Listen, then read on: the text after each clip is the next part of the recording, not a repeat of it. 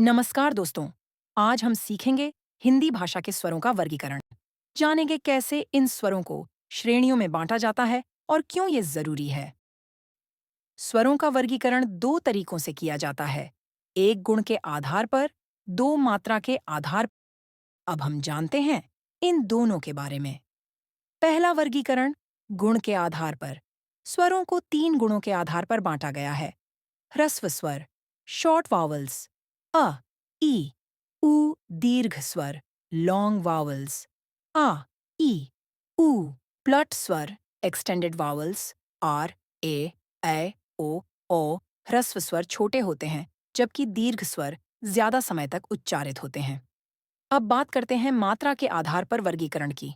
मात्रा के आधार पर स्वरों को दो श्रेणियों में बांटा गया है।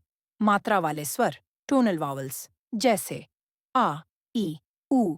मात्रा रहित स्वर, नॉन टोनल वावल्स, जैसे अ, ई, उ। स्वरों का आवृत्ति के आधार पर भी वर्गीकरण किया जाता है। साधारण स्वर सामान्य स्वरों की श्रेणी में आते हैं।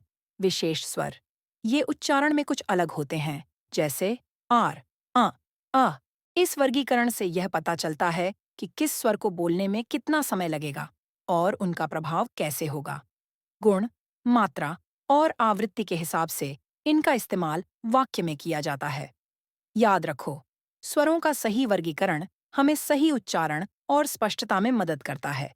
जितना सही वर्गीकरण, उतना सही बोलचाल।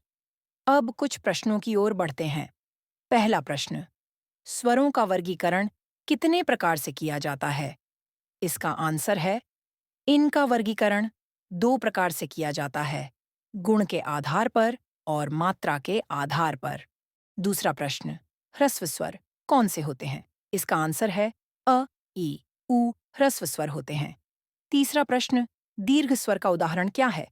इसका आंसर है आ, ई, उ दीर्घ स्वर के उदाहरण हैं। चौथा प्रश्न, आर स्वर को किस वर्ग में रखा जाता है? इसका आंसर है आर विशेष स्वर में रखा जाता है। पांचवां प्रश्न, अनुस्वर किस श्रेणी में आता है? इसका आंसर है विशेष स्वर की श्रेणी में आता है। तो दोस्तों, ये था स्वरों का वर्गीकरण। अब आप जान गए हो कि हिंदी के स्वरों को किस आधार पर वर्गीकृत किया जाता है। अगर आपको वीडियो अच्छा लगा हो तो लाइक, शेयर और सब्सक्राइब जरूर करें। नमस्कार।